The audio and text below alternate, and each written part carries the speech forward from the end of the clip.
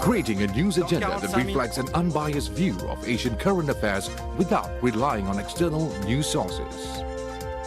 Asia Vision, Asian news through Asian eyes.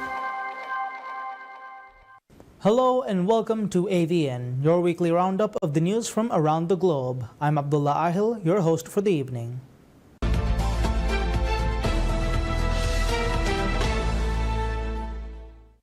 Bridging the gap between computers and the human brain is one of the latest scientific frontiers. Australian scientists believe it's possible to operate a mobile phone just by thinking about it. Researchers at Sydney's University of Technology are experimenting with ways to use artificial intelligence to read your mind. Turning thoughts into text on a screen. The cap Daniel is wearing is recording the rhythmic patterns of his brainwaves. As he reads the sentence, Daniel mouths the words, which enhances the way the brain recognises speech. An artificial intelligence decoder then translates his thoughts into words. It's close, but not perfect. To prove this isn't a trick, I'm asked to choose the word Daniel should think of to end this sentence. Spoon. The AI reader gets it right about 75% of the time. The team is aiming for 90% accuracy. We have several sentence templates here. The technology uses two types of AI to decode the brainwaves. At first, we used the deep learning model to translate the brain signals in. Unlike earlier models, this technology...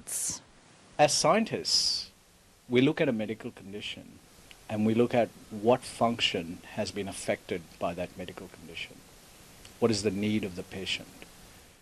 We then address that unmet need through technology to restore that function back to what it was. After that, the sky's the limit. A wearable device that could read your mind used to be science fiction. Now it's a step closer to reality. Technology that allows us to perform tasks just by thinking about them. And could one day even be used to read each other's minds. Catherine Hanrahan, ABC News, Sydney.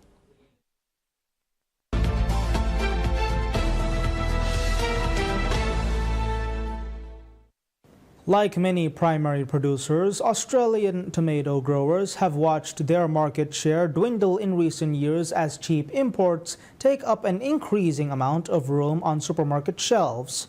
In northern Victoria, the number of tomato growers has almost halved, but those who've remained have started thinking outside the box, and it might surprise you where they found new revenue streams for their produce. It's a staple ingredient for many Australian households, but the tomato industry is struggling. As a percentage basis, Australian product is only supplying possibly 20 to 30% of the entire demand that the Australian market has. These tomatoes are grown with the specific purpose of being turned into products like pasta sauces and canned tomatoes. But cheaper imports are hard to compete with, and growers are leaving the industry. Over the last 10 years, that grower number has gone from about 12 active growing enterprises down now to about 7 growing enterprises. To combat this, an Australian processor is thinking outside the box. I'm not sure if people will believe this, but it's we're actually extracting the tomato seed oil and it's going into the cosmetic industry. Tomato seed oil is used by skincare brands for products like moisturisers, oils and sunscreens. They've also found a way to profit from the skins that would normally be fed to livestock, drying it into a powder for use in products like pet foods. The goal is to utilise almost all of our byproduct by 2027. With the fruit only making up 40% of the company's revenue, Mr. Free says it no longer needs to rely solely on processed tomatoes. We need to get out there and start to proactively sell these other products that we've got access to. Keeping their skin in the game. Annie Brown, ABC News, Echuca.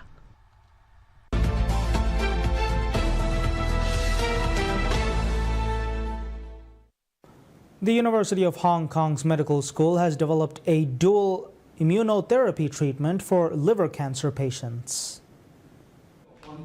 Mr. Li is a liver cancer patient who has received dual immunotherapy through a clinical trial by the University of Hong Kong's Clinical Medical School.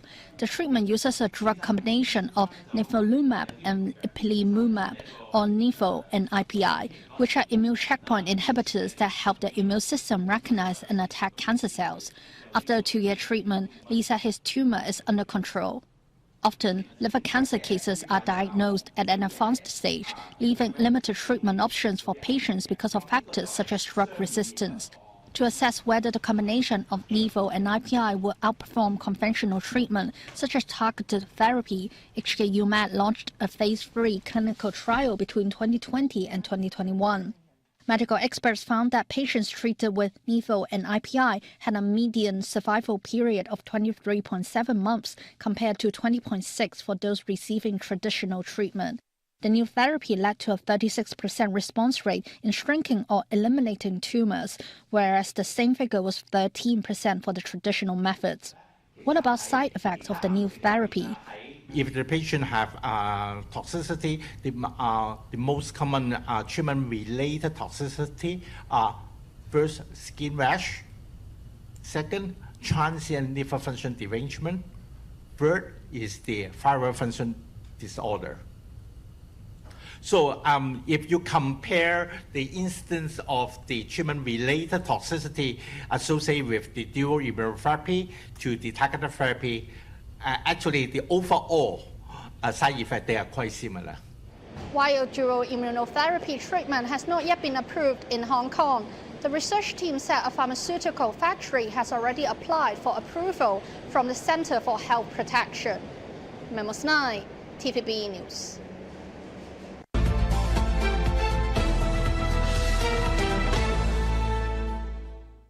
China's first immersive Mars-themed real scene base in northwest China's Gansu province has deeply integrated aerospace knowledge and technologies with local landform, presenting a vivid platform for visitors to have an unforgettable experience in outer space tourism.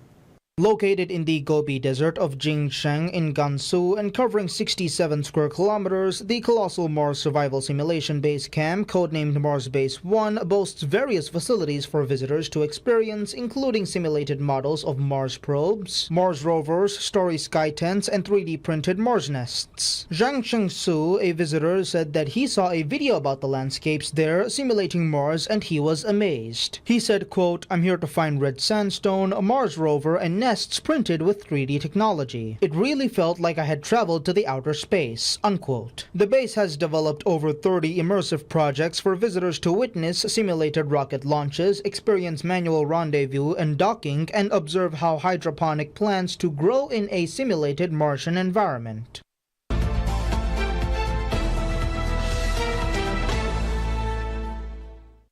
China on Saturday began constructing 2 advanced telescopes at Linghu Astronomical Observation Base in Qinghai Province, including a groundbreaking 4.2-meter dedicated astrometric telescope for precise solar system measurements.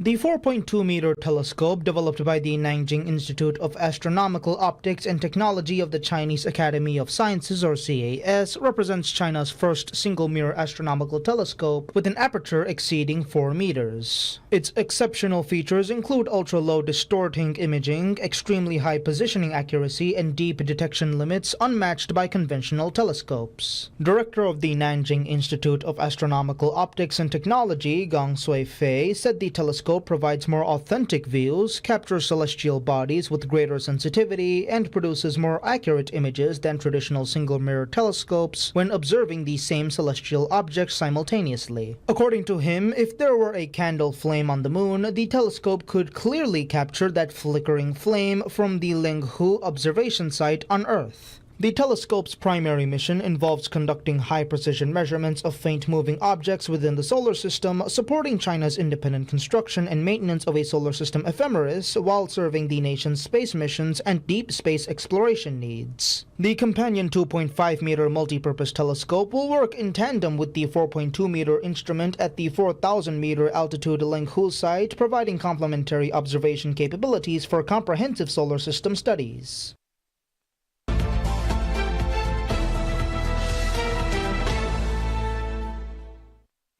The event featured a rugged course full of mud and obstacles where spectators were treated to thrilling scenes. The first leg of the 18th Black Sea OffRoad Cup took place at Rize's Artisan District, Black Sea region, drawing adrenaline enthusiasts from across the region. A total of 37 competitors from Georgia and various provinces of Turkey took to the challenging 4-kilometer course with 19 vehicles, delivering an intense action-packed race.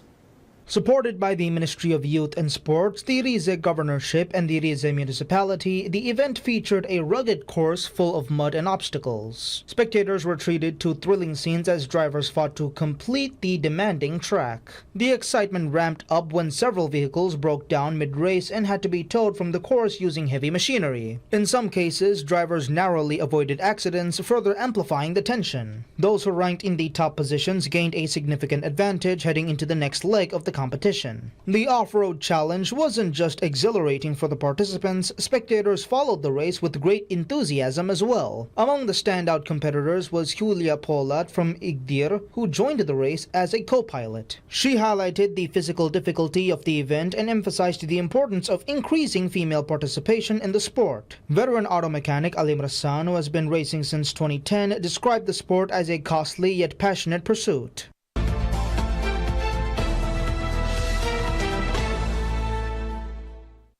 Since June 2023, provinces in northern China have focused on desertification prevention and control, accelerating efforts to strengthen the ecological security barrier in the country's northern regions. To date, more than 6.67 million hectares of forestation and land restoration have been completed.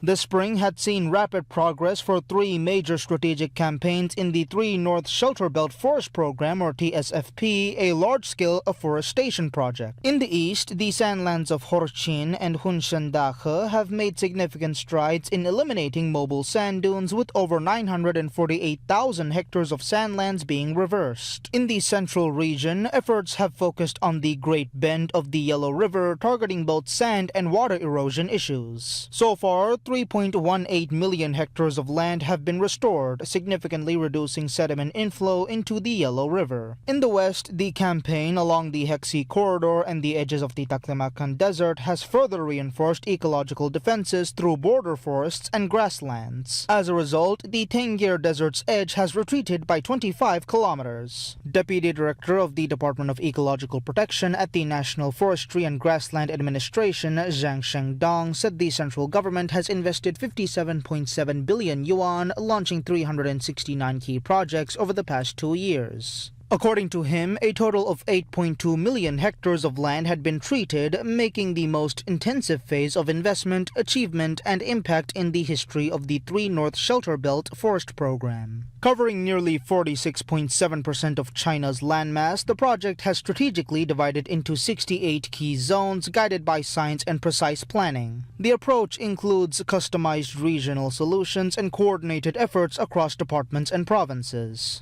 In Selingol, North China's Inner Mongolia Autonomous Region, authorities have launched Repairing Road to combat sandification.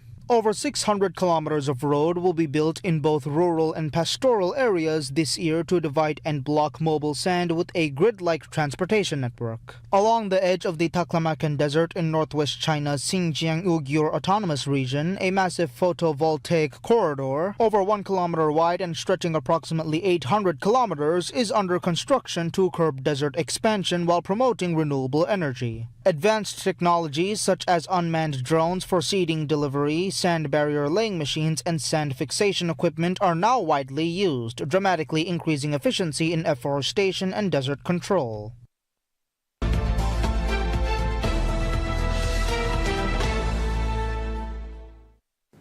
Deep in the forests of Tiantai Mountain, southwest China's Sichuan province, panda mothers are teaching their cubs crucial survival skills as part of China's giant panda reintroduction program. In a forested area near the Hetaoping Wild Training Base in Wolong, 3 mother panda and cub pairs are undergoing a stage of training designed to prepare the cubs for independent life in the wild. The site spans approximately 1 square kilometers and lies between 2,450 and 3,100 meters in elevation. The training, based on the mother-led model, allows panda moms to guide their cubs through hands-on behavioral learning, demonstrating how to search for food, respond to nature, and survive outside of captivity. To ensure the mothers get enough nutrition to nurse their cubs, panda keepers hike into the mountains every morning and afternoon to provide supplementary feeding. At dawn, keeper Mo Shi-jae began sorting freshly purchased bamboo shoots, which are stored in a temperature-controlled cellar at around 9 degrees Celsius to preserve freshness for up to 4 days. Currently, the training site hosts 3 panda mothers, Tian-Tian, Xian-Xian, and Hui-Hui, with their cubs. Having lived in the area for the past 10 months, their movements vary daily. Before heading out with feeding baskets, the keepers need to identify the pandas' locations using tracking equipment. According to Mo, the panda mothers wear GPS collars for real-time tracking, while their cubs are fitted with radio transmitters that emit location signals but do not provide precise positioning. Shortly after entering the forest, Mo spotted Hui-Hui. She promptly responded to his familiar call and came down to feed. Since these panda mothers were raised in captivity, they remain familiar with their human caretakers. During feeding times, they often emerge at the sound of the keeper's calls. The cubs, meanwhile, stay hidden in the forest, relying on their mothers for nourishment and wilderness guidance. An hour-long hike up a slippery mountain trail led Mo and Tian-Tian's usual area. This time, however, she failed to respond. Assuming Tian-Tian had already eaten well, Mo continued deeper into the forest in search of the 3rd panda mother, Xian-Xian. Mo said that rewilding training for panda cubs typically lasts between 1 and 2 years. At the end of the training, each cub is assessed individually to determine if it's ready for release into the wild.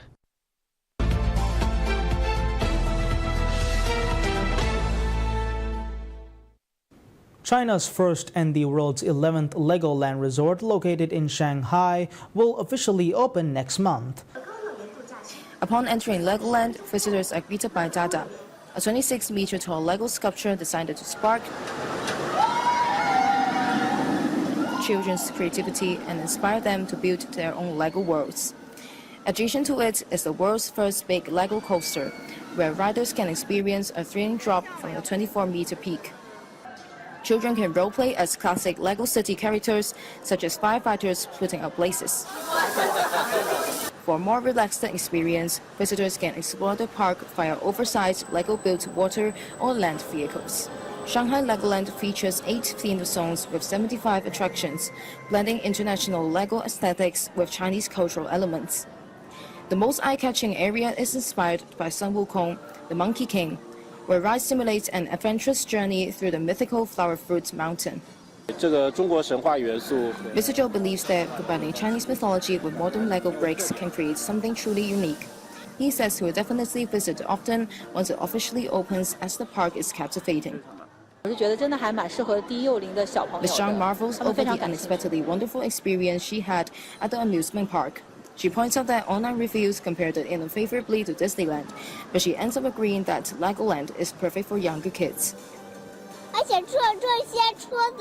Her son was also overwhelmed by the Lego-built infrastructures all across the park. He thinks everything was cool and detailed.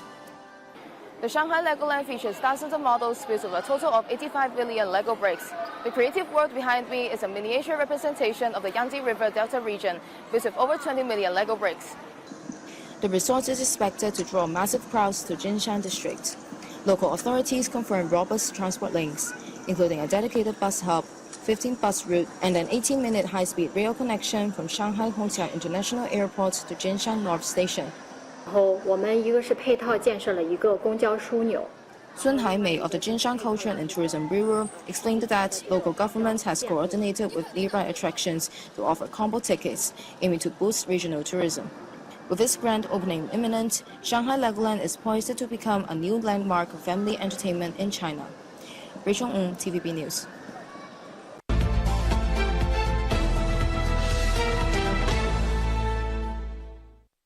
And that's it for our coverage of the recent most notable feature stories from our Asia Vision network. Stay tuned for more such news on our AVN and other bulletins. Thank you for watching. Goodbye.